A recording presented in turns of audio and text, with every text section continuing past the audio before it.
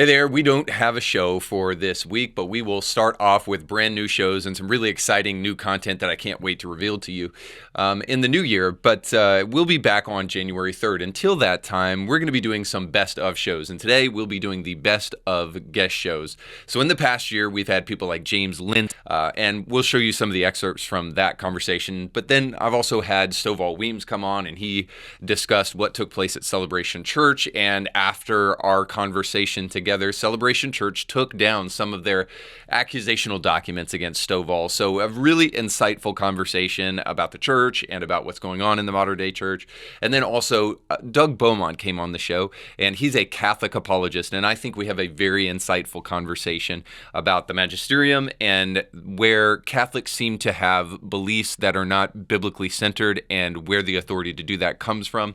And then we'll also bring on Carl Trueman, who is perhaps the author of one of the greatest books in the last 10 years, if not more, certainly a seminal book of our time, The Rise and Triumph of the Modern Self. And he comes on the show to talk about Christians giving satisfying answers to things that are going on in the culture presently. But then he also is an expert on the subject of identity and how we understand the self, because I can't think of a more important conversation right now with everything that is going on in our world. So I hope you enjoy the best of guest show.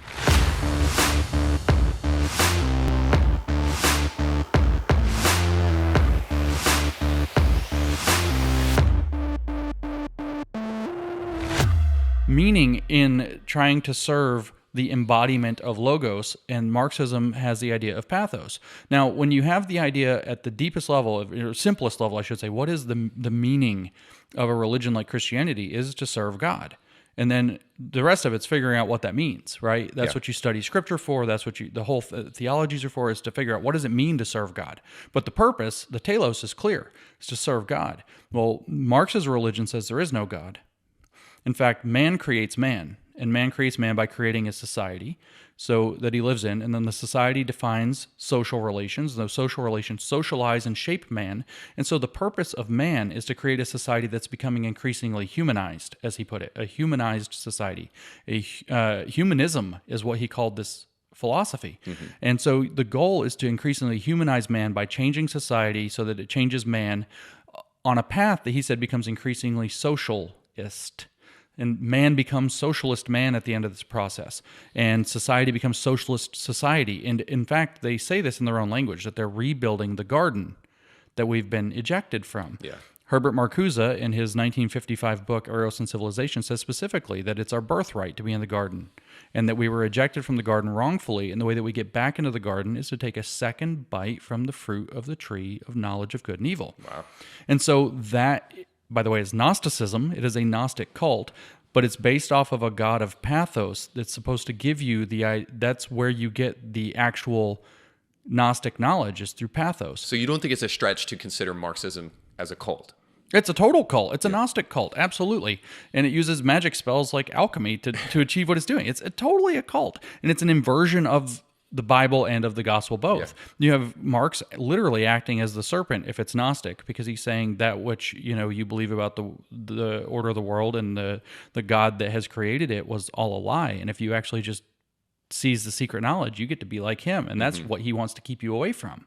That's the lie in Genesis. And then what you have is, like I already explained, you have an inversion of the Gospel of John, where you now are replacing the logos with the pathos and recreating a whole new religion. Well, so this is why I think that a post-Christian nation is a prime candidate for what we're seeing. Because you're not serving, you are no longer reaching most people and connecting with them with the idea of serving a sovereign, eternal, totally transcendent God that's not part of the universe. You're now telling them meaning exists in creating society the way that we can imagine and reimagine it. And we can imagine a perfect social society. And your meaning is found by taking part in the process of becoming a society that makes the right kind of people, that makes the right kind of society, that makes the right kind of people, until we get ourselves back to society becoming a humanized garden out of the jungle.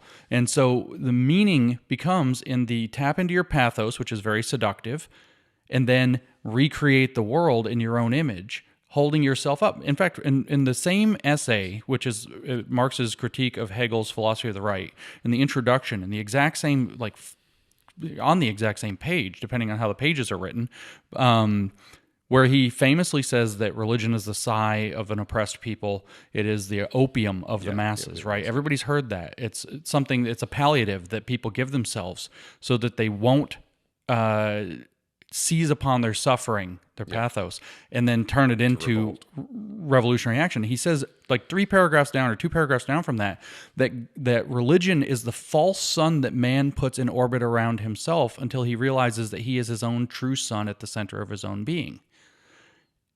Man made into God. Man making himself into God through this process. So there's if you are... Which you may know by now, which is exactly what we believe Satan says of himself in the Old Testament. Yes, absolutely. So I say the serpent. And so this is exactly what we're seeing here. And what you find is that's a very meaning-laden project. And so people who have lost the idea that to paraphrase from Viktor Frankl, man's search for meaning has something to do with figuring out what this is, transcendent, deep, perfect deity is that we're now supposed to serve. It is now, I seize the reins of understanding the social conditions of the time, and I know what the possible trajectory is. I imagine a perfect future, and I commit myself to the class role of working to create that. That's a very meaning-laden project. It's also a very now project, whereas serving God, when you're having your moments of despair, feels very abstract. He feels very remote. People cry out, God, God, where are you? You know, you read the story of the New Testament is basically the Israelites screwing up over and over again, and then somebody finally crying out, God, where are you? And God's like, look, do this thing, and we'll get you back on the and that's a prophet. And then everything kind of comes back on, and then they screw up again, and they get it wrong again, and right again, wrong again. Do you feel comfortable being called a prophet? I think that I've heard stranger because you're actually serving in that role. I want to say something. I know. I think about the irony of that a little bit. Yeah. Sometimes. I want to say something real quick. Going back to pathos for just a moment, because we're seeing, if you want to call it this, and this sounds pejorative and it's not meant to, but the useful idiots of the evangelical pastor or the conservative pastor that is doing the yeoman's work of the progressive Christian comes in the way of pathos because they've been convinced that you're a good person or that you're sympathetic and you're empathetic, all things that are very important to Christians, if you echo these talking points that are clearly leftist. Like if you echo Black Lives Matter, that's how you show not only your woke credentials, but that's how you show you truly are a benevolent person. So this is what we're falling for in the Christian church so very often. So I want to give you a couple quotes, and this may be a little bit leading, but I want your honest opinion as you hear them. And these are from prominent evangelical white pastors. Mm-hmm. And so this is from one of them. He says, as a white pastor, so already we got identity in there, identity politics. I want to lay aside more of my preferences. I don't want to speak on issues popular to white followers and stay silent on issues not popular to non-white followers. As a white pastor, I have blind spots. I am part of the problem. And then 2 more. Pathos. The Bible gives this refrain over and over and over again. Let the nations be glad. Let the nations be glad. Let the nations be glad. This is not about a group of white folks in English. Now, the problem I have with this is that every Christian knows that. Every Christian knows this is not speaking to white English people. And so it leaves us saying, why are you even saying that? Why are you even bringing that up, since no white people actually think God's like, by the way, this is only for you whiteys. No white evangelical believes that. And then the same pastor went on to say this in the documentary that you were in. If we find, and by the way, that is by what standard fantastic. If we find an Anglo 8, speaking of like leadership scores, I forget what the scale is, but needless to say, if we do a leadership score for people we want to hire, if we find an Anglo 8 and an African American 7, which one do we want? We want the African American 7. When you hear some of that stuff infiltrating the evangelical church, what does it make you think? I mean, since I'm talking in a Christian context right now, I'm all up in the gospel. I hate to put it that. I know it's weird. You build me as an atheist, but I am. I'm all up in the gospel. So one of the first things I think when they're making these declarations, the so-called positionality must be intentionally engaged, which is your social position in the structural hierarchy created by the Marxist understanding of the structure of society. I, as a white guy, blah, blah, blah, blah. Well, what I think is, to the hypocrites who pray in public, you've got your reward. There it is. Yeah. You've got your reward. And so for everybody who actually cares and wants to enter the kingdom, you should go to your room and pray in private, and the prayer should go, Our Father who art in heaven, et cetera, et cetera. So I think that. Another thing that I think is I think of the story with Jesus on the mountain with Satan's arm around his shoulder saying everything you can see will be yours if you just go along with what I'm offering you. And so we're going to go along with the program of the world that's being offered here. We're going to have this whole new world order. And if you participate, you're going to be thought well of in it. And if you don't participate, well, too bad. But these pastors are saying, deal. But that's not what Jesus did. He rebuked Satan and said, that he has something better and get out. Yeah. Like you don't even know what you're talking about. So I think of these kinds of man does not live on bread alone, but on every word that proceeds out of the mouth of God. So you're following a different logos. Well, you're following a pathos is what you're following. You're tapping it, but you're also following the idea. The pathos is the madness of crowds, as Douglas Murray named it. You're following what seems like is the right thing to do, is according to some temporary standard of society, in fact, a manufactured standard of society. You read Herbert Marcuse and he says, we're going to create a new sensibility and a new morality. And we're going to introject these new values into people until they need them, until they become vital needs by changing man at the very biological level, the level of his basic needs, so that he can't live without socialism. That's the essay on liberation. And so what you're doing is they're playing along with that program. And whether somebody's come and put their arm around the shoulder and offered them everything you can see will be yours in the new world, I don't know. But this is a Faustian bargain that they've made. And they have been sucked in through their pathos. They're talking about you have to care, you have to feel, you have to this. Think about how these people would feel if you didn't. How would people, my colleague, Helen Pluckrose, when she wrote one of her papers for her master's thesis, a lot of people don't know this, or for her master's degree, she wrote this explanation of Othello, Shakespeare's Othello. And so there's a relationship there between Othello and Desdemona. But it turns out her argument, which is historically grounded, is that it was not a scandal because it was a cross-racial relationship. The idea that a brown person or a dark brown, or an African person and a European person would be, he was a Moor, that's right. And that's relevant. That's not scandalous, that relationship. The scandal was that it was a Christian and a Moor, a Muslim.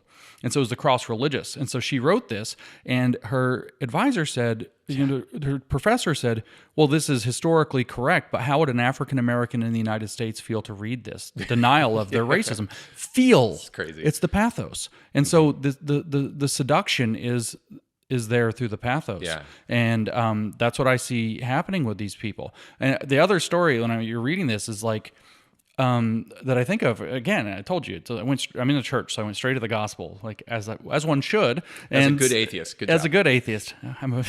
And so I think about the story where, Jesus is picking up sticks on the Sabbath, and they're like, don't you know the law? And he's like, I am the law. Yeah. And it's like, these people are like, don't you know the new law of society? But Jesus said, I am the law. Yeah. Right? And so they've lost their path. They've lost their path. The enemy in the Bible is described as the deceiver, as the prince of lies. And so pathos has taken them off of their route, and they've accepted a nest of lies that feeling is more important, and that the law of man in the given era is more important. And then the Pharisaical, attending to all the details is what matters. Or I guess it's Pharisaical, rather than keeping your eyes fixated on the Father, as Jesus said that he was doing and that you should do through him. Okay, so I got to, because we're running out of time, I really want to get to two last things. So as quickly as possible, and I know this is kind of like an important one to do quickly, but what is the chief danger of Marxism? Because, okay, so we've explained kind of where these things are coming culturally. We see kind of like the demolishing of women's sports. We see critical race theory. We see radical gender ideology in the trans movement. We see all these things going on in society. We track that down to Marxism. And then I still think some people say, oh, Marxism, whatever, we created a society that's kind of resilient against such things. That's what the Constitution's for, whatever they may say. But what is the chief danger of Marxism? And I'll just tell you, for me, what I come back to, it's kind of like postmodernism, Marxism, and there's similarities there, but the chief danger, I think, is relativism. It's full on assault of objective truth, almost like what you were alluding to when you were talking about the logos and the importance of truth over emotions. I think relativism is the kind of thing that causes parents to raise small children with gender confusion because it gives them the woke virtues of registering on TikTok and getting likes and all those kind of things.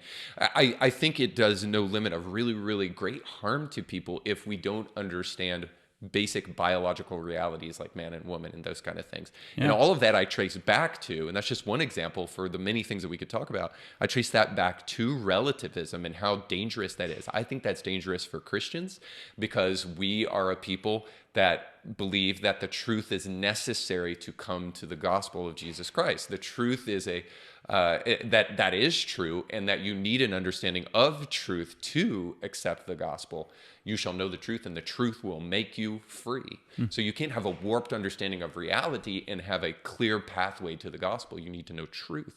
Relativism is a full-on assault of that. But I think that goes broader too, just to society at large. When we start alienating objective truth as a category that doesn't even exist, like the postmodernists would, I think we see the kind of unfolding of what's going on in our society, and it becomes dangerous for each and every one of us. So what would you say is the chief danger, if we can kind of like whittle it down to one thing, to a fine point of say, this is why Marxism must be withstood? I mean, what you said is a means to an end, and that end is a complete totalitarian system that serves a very small number of people and enslaves the rest of the planet. So the truth sets us free, or you can say like Jesus is the way, the truth, and the life. And why is that? Because the truth is ever the enemy of all tyranny. Arbitrary shifting relative power is tyranny. It's where tyranny flows from. And so the point of the relativism is actually just to create shifting sand where whoever's in power can tell you what you have to believe this week, and if they want to change it next week. So relativism is a means to an end that takes you away. When Jesus comes and says that, the truth is I am the truth and the way, right? So those things are the same thing. What they're saying is that's where freedom comes from. That's because it is the opposite of arbitrary power. It is grounded power. Yeah. Power rooted in actual truth is grounded. So what the chief risk is then is relativism is just a pathway to losing your society and having a global slave society with a very small number of people. And if you want a preview of what it looks like, I could say go read 1984 or something dramatic, but no, just look at China.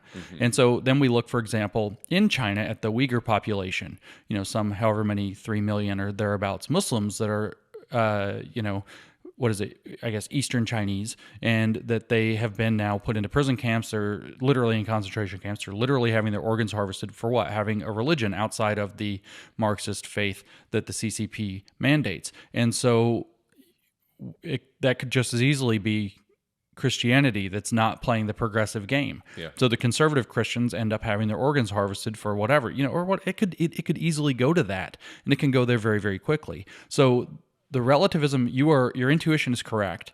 The point with the radical subjectivity or radical relativism, it has a theological point in Marxism, but a practical point is that whoever controls that which you get to call true can seize absolute power and can do crazy things with it.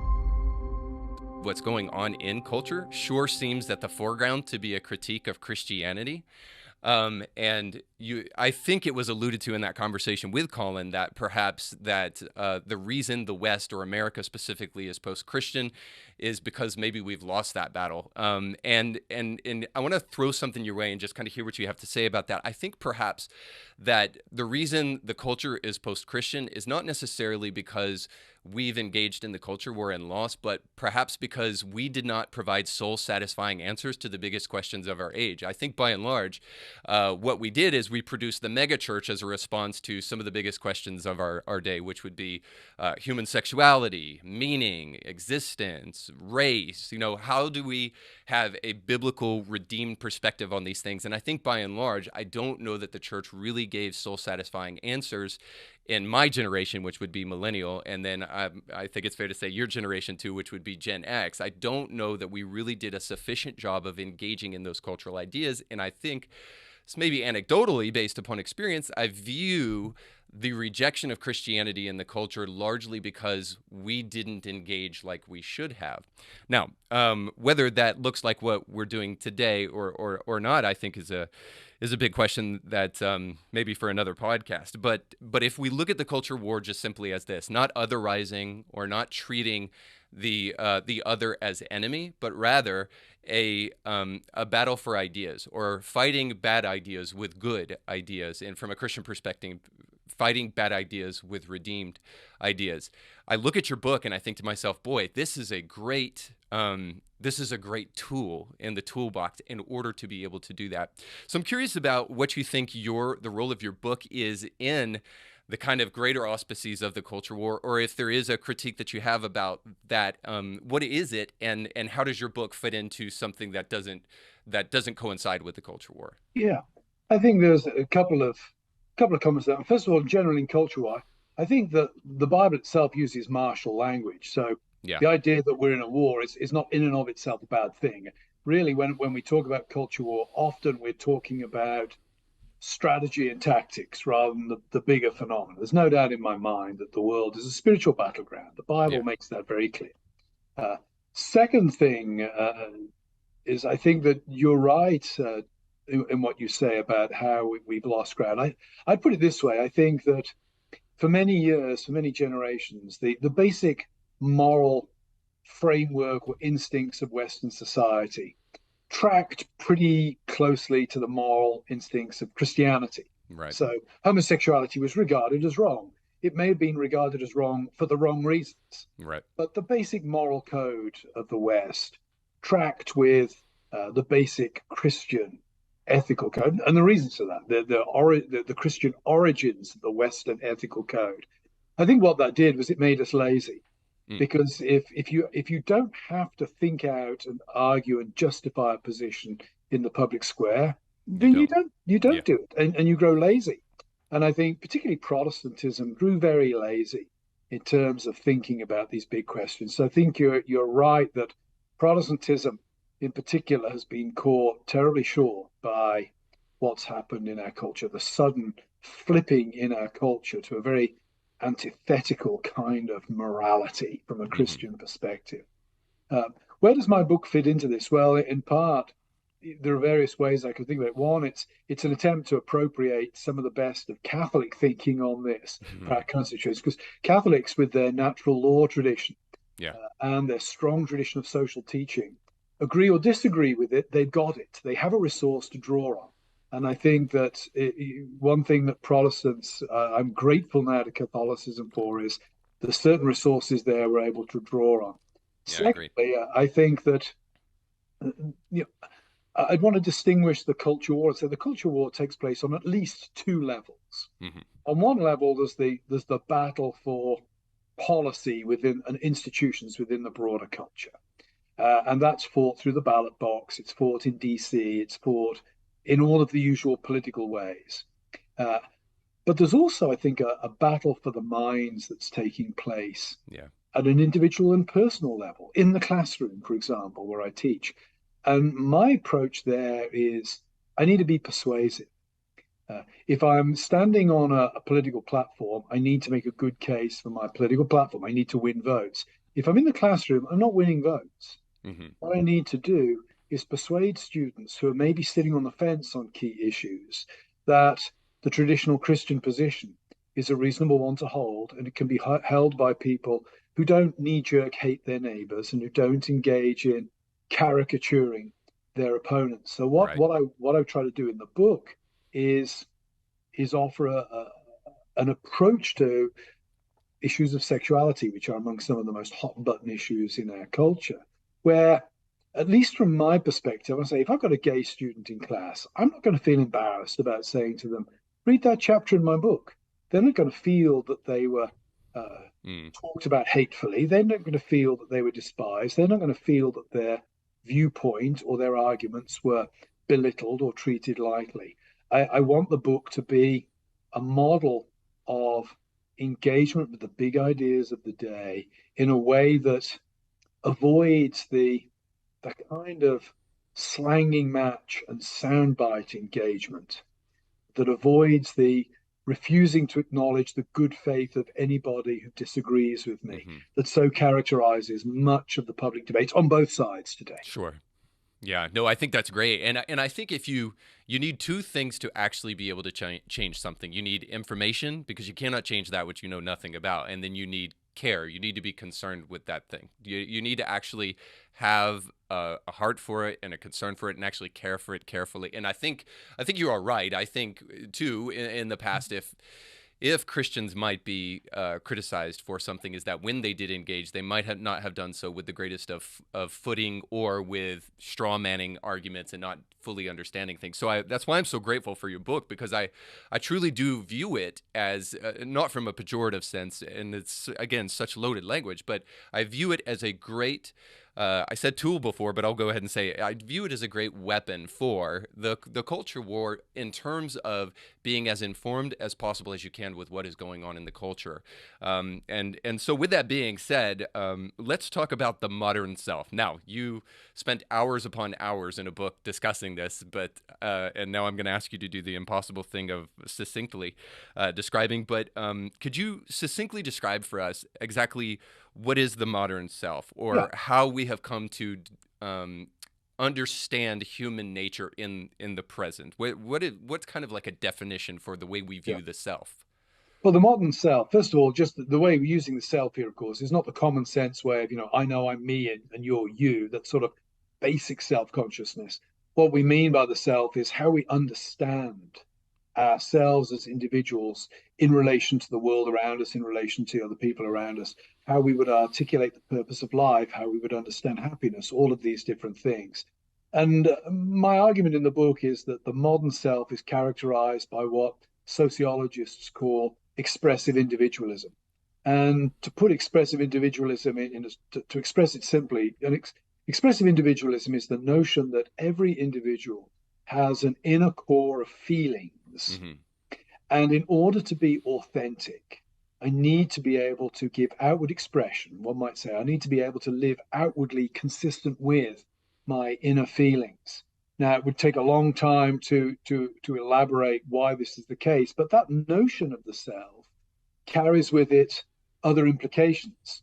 It will tend to give me a view of myself as autonomous or unencumbered. Mm-hmm. In other words, that I don't have natural dependencies or responsibilities towards others. My primary responsibility is towards myself and my own authenticity. It will lead to a position where, if you'd asked my grandfather, what does oppression look like for my grandfather? It would have been, somebody restricting his body, or somebody taking his money or his job from him. It would have been a very outward kind of thing. When we think about oppression now, we often think about words people will use about other people, epithets that we might apply that are deemed to be hurtful or damaging or traumatizing. But again, that derives from a notion where the real me is this core of feelings. Mm-hmm. So the most significant things that can be done to me are the things that affect that inner core of feeling, or stop me giving full expression outwardly to that inner core of feeling. And that, I think, is the broader context for a lot of modern identity politics. Think particularly of sexual identity politics. A lot of people, thought, well, we don't want homosexuality outlawed. We don't want people to go to prison for that. Mm-hmm. But we oppose gay marriage because that would water down marriage. Well, for the expressive individual who identifies as a homosexual, that resolution is never going to be good enough, because to deny me as a homosexual man marriage is to tolerate me rather than accept me. Mm-hmm. And if you tolerate somebody, you sort of allow them to exist, but you don't fully affirm them as who they are. So expressive individualism actually lies at the core of a lot of modern identity politics as well. But I guess, and this is maybe a discussion for another day because it'd take us down a long road, but I still have questions as to how that infallibility is discerned and imputed. Is a little bit of a question for me. But because we do have to move on, let me just ask this final question, because this is the big one, and I can imagine that you're going to dismantle some other presuppositions that I may have in this as well. But so Mariology, all right? So there's the talking point that I've heard from so many evangelicals, and I'm going to say that you don't even have to destroy this presupposition because I know better. But I want to hear it from you. that Catholics worship Mary as a god, that they worship in, they don't just honor Mary and venerate Mary, but they actually worship her as a co-redemptress and as a kind of like co-god with Jesus. Yeah. So, I mean, the easier answer is just to say, no, we don't. Yeah. And move on. Right. Yeah. But as someone who, and I don't think I ever was like that confused about Catholicism, but I will freely admit without question that, Catholics can be pretty over the top when it comes to Marian devotion. But there's a number of things that I think kind of mitigate like the knee-jerk response that a lot of evangelicals have. And I think part of it is to realize that the Catholic hierarchy of the world is a lot deeper than I think it is for a lot of evangelicals. We don't just have creation and God. Creation and God are distinct, of course, completely distinct. I mean, that's like super Catholic doctrine. But it's not completely flattened out either on the creation side of things. There are things that are higher, angels, there are saints, there are people that form kind of a hierarchy in the Christian world. And the person who is at the top of it is the mother of Jesus, the mother of God, which is also dogma, by the way. Yeah. And so there are levels of, veneration, whatever you want to call it, that I think a lot of evangelicals just aren't comfortable with, because we tend to have 0 or 100 and that's it. There is nothing in between.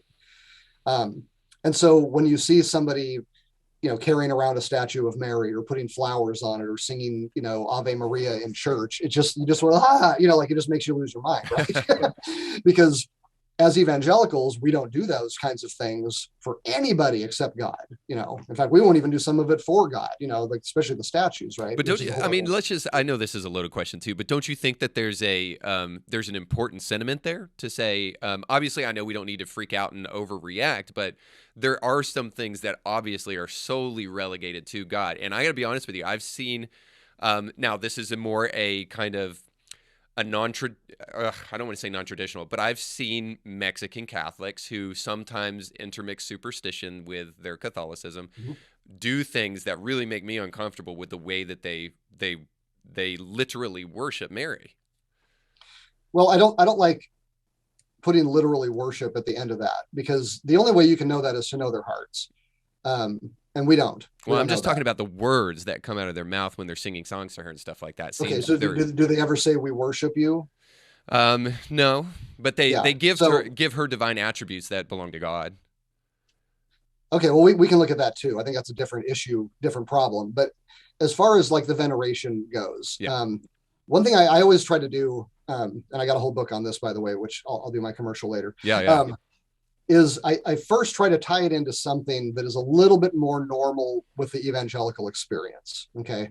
So for example, in my good old Southern Baptist conservative church back in North Carolina, on certain national holidays, we would sing as part of our hymns, songs to America, basically, and we'd have the flag up there behind the altar and we'd be saluting and putting our hands on our hearts and doing all these kinds of things. And that was considered totally normal because we're just, we're a good American church, right?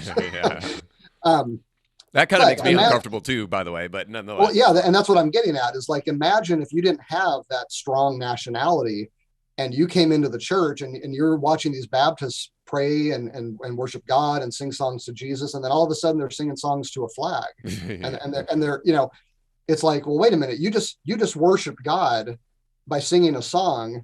And now you're singing a song to a flag. So obviously that's worship, but see, logically that doesn't actually connect. Okay. Just because, all singing doesn't become worship just because some singing is worship. So there's at least room there to understand that, yeah, we can do a lot of things toward Mary, if you will, that we would also do toward God, and not cross the line into worship. Now, exactly what that means, I mean, you can get into dualia, hyperdualia, and all of these, Catholic distinctions and theologies. Yeah, whether or not that, Mexican grandma up there crying and bringing flowers to the statue and all that kind of stuff is worshiping. I get that it kind of looks like that. But if there is still a distinction in their mind between what is owed to God and what is owed to Mary and what is owed to other saints and what is owed to each other and to the American flag and whatever else, I think there's a much wider range of acceptable actions than most evangelicals would admit. Sure. Because we're just not used to it. I'm for it until they cross the line of like in perfection or perpetual virginity and stuff like that, because that's just stuff we don't know. That's stuff that comes from Scripture. Well, not everything we know comes from Scripture, though, right? So, you've got very old traditions that argue for certain interpretations of Scripture that would work. If you've got an issue with some kind of divine attribute that can't possibly function even by analogy with a human being said of Mary, that would be a different problem. Yeah. But again, I don't see anybody, at least nothing official in the church. I mean, there may be some person that thinks something wrong or writes a book even. But you don't have people saying that Mary is infinite. They don't say that she's eternal. They don't say that she's the creator. The attributes of God are not applied to Mary. Is she sinless to the Catholic in the way that Jesus is sinless? Not in the way that, no, because he was sinless by nature. She was protected from sin by being immaculately conceived, and so without the stain of original sin at birth, and then also not having committed any sins. Mm-hmm. I would say Jesus could not have, because by nature he was God. Right. So there's no way he could have possibly sinned, because it's just logically and metaphysically impossible. So I don't think Mary was sinless in that way. It was more by fact.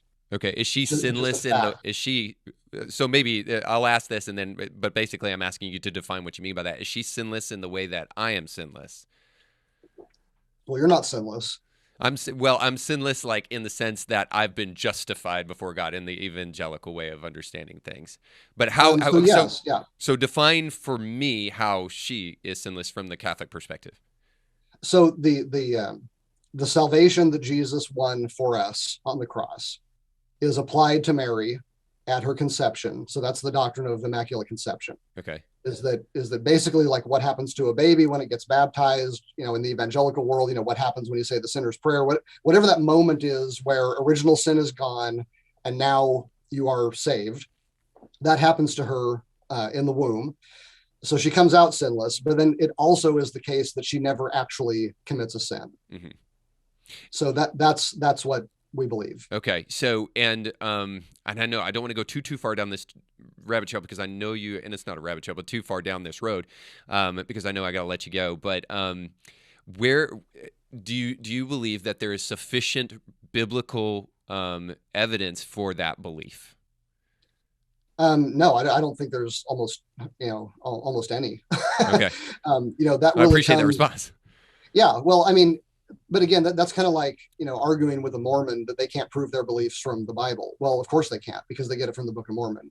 So the question really is the Book of Mormon trustworthy? Correct. So in the same way, you can say, well, she was called full of grace. Well, what does that mean? Okay, well, an interpretation of that would be like the Immaculate Conception. But no, I don't think it's there. I don't think it's not there. I don't think the Scripture talks about it one way or the other. So nobody really has the high ground there. But when we look at church history and we look at what the church has pretty much always taught about Mary, then it clearly falls on the side of sinlessness.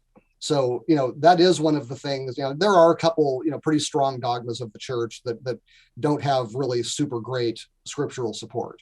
But again, the canon of Scripture doesn't have scriptural support. So, for me, that's why it keeps coming back to that, is that once I realized how God worked out the canon and orthodoxy, and I decided, if the church wasn't infallible, we're all in trouble. Yeah. So much of the rest of this just becomes such a non-issue, because I think that's in order for me to argue successfully against the magisterium here, well, then I'm getting rid of all this other stuff that I don't want to get rid of. So, but I don't have any problem with the fact that, there are some things the church teaches that if all you ever did was read, the 66 books of the Protestant Bible, you would probably not come up with this as being a dogma. Yeah, that's true. Okay. Well, I would just say this, and I'm just going to do this for example's sake, not to throw a bomb out there, but I think that there is little, sparse, partial, but I do think there is some evidence for a closed canon within Scripture.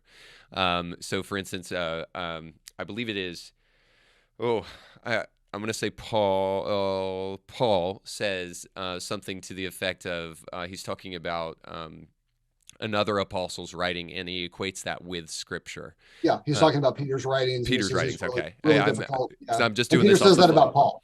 So Peter says that about Paul. Peter says that about Paul. That's right. Yeah, Okay. he says his writings are difficult to understand, and as are all the scriptures. Yeah.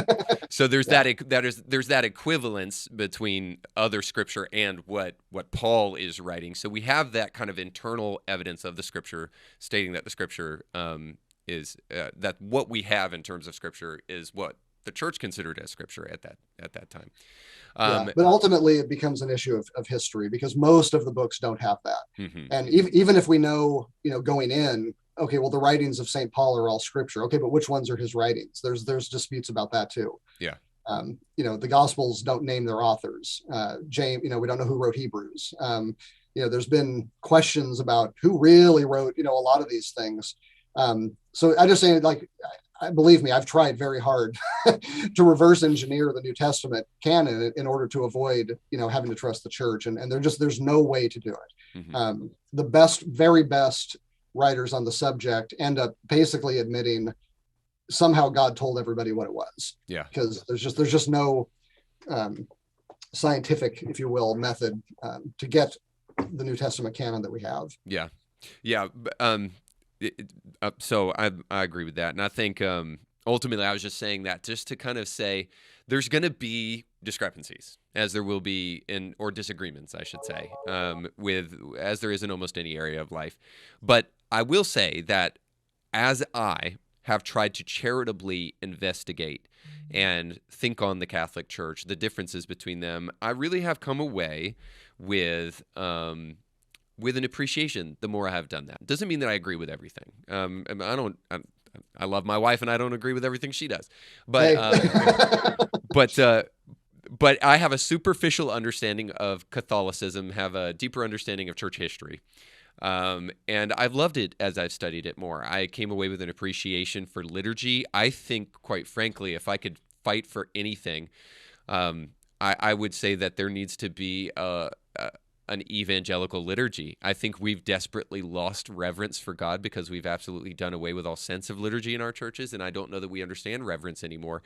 And I almost admire the Catholic Church for that sense of reverence that they've protected, that I think comes at least from liturgy and probably more. And then I would say too, and I may get in trouble for this one, I have an appreciation for confession. It's an obvious biblical thing that evangelicals have a problem with too. Now, there's some particulars about confession that I take issue with the Catholic Church, but it is undeniable that confession is a biblical reality that evangelicals don't practice at all. At all. And at least the Catholic Church is trying to find a way in which to practically obey that version, that portion of Scripture, which is admirable to me. So I guess what I'm saying at the end of the day is that the more I've looked into it, the more I've found reason not to just ridicule, but I found reason to admire the Catholic Church and what it has stood for throughout the ages. Nice. Yeah, that's great. I think that I think that's pretty common in a lot of ways. I know there's really only kind of a fringe element of Christianity that just hates everything about the Catholic Church, and especially once they actually, like you said, do a little due diligence and actually learn some stuff.